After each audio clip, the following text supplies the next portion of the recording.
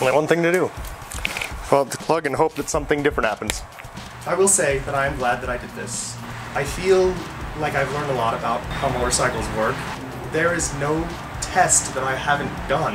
I have over 100 clips of me just walking up to the camera, pressing record, saying this is test number X for whatever day, running the test, seeing the bike die, then just stopping it. You might notice my shirt changes a whole ton.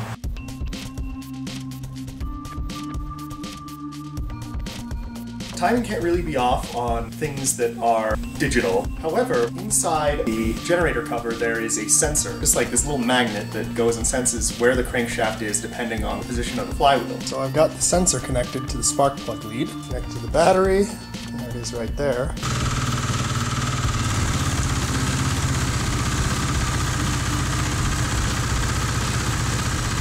When I removed my side cover here, I was trying to remove my alternator so I could sandblast this. Then I ended up stripping a bolt and I kind of bent things up a little bit. So I'm going to take it off and I'm going to just look at it and see how correct it is, see if it's straight. I really hope it's this one because I'm really tired of working on this bike. I've been tired for more than a month. This thing right here, I would say that's okay. So it looks like I was wrong about the timing.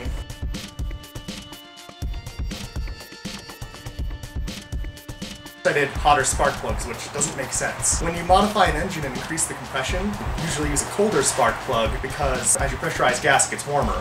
That was fuel fouling, and I've seemed to have gotten that in every single scenario. Fuel fouling can only happen if the spark plug is getting too cold. Fuel can condensate on the spark plug and eventually cause the engine to misfire. The reason why they don't just use the highest temperature rating around is because higher temperature ratings increasing your potential chance for auto ignition. So I'm going to put in this warmer spark plug, and if my bets are right, then the engine will run. Alright, so this is test number 4. Well, I guess nothing really changed. One that was pretty promising was doing spark plug gap. As you increase compression, you usually have to decrease your spark plug gap because you need more voltage to ignite more dense fuel. So I actually tried out gapping spark plugs differently from what the manual said. I even increased it a little bit, but then misfires increased. But it's still always fuel fouled. There's about half of the spark plugs that I've fouled.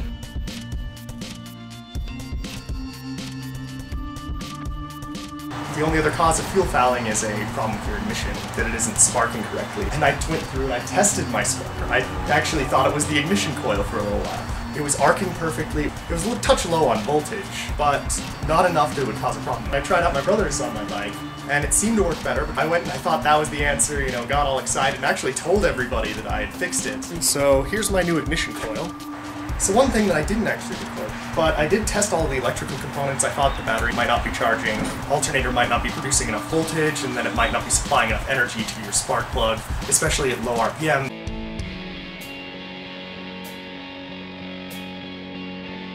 The last thing that I've got is the throttle position sensor.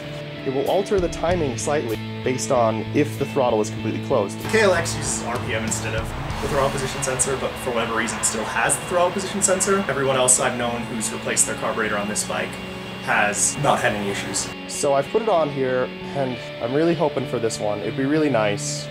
We're gonna see if the bike runs. Alright, test number 6. I don't get it. But it just seems like this is not really having any effect on it. I think that's it.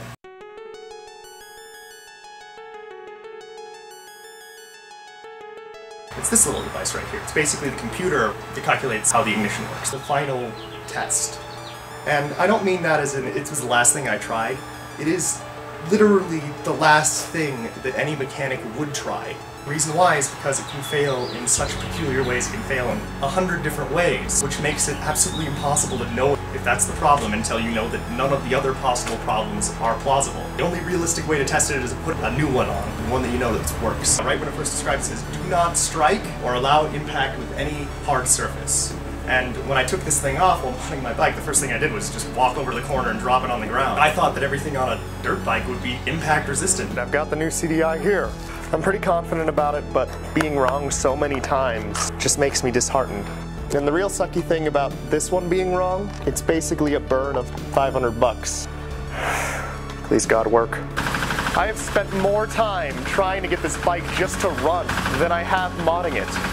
I cannot express the hopelessness and distress of having this happen to me. Running a whole series where my whole entire thing was modding a bike, and then just come to the end of it where I can't even get it to run, to spend hours and countless hours thinking that I messed something up, to try everything I could think of, to replace everything, to switch it out, and to never have any result, never have anything to change.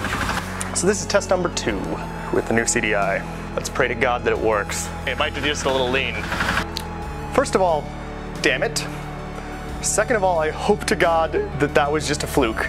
The idle is certainly smoothed out, but that is still not quite perfect because it's still just dying after a couple minutes. I might have burned $500. There is nothing else that could be wrong.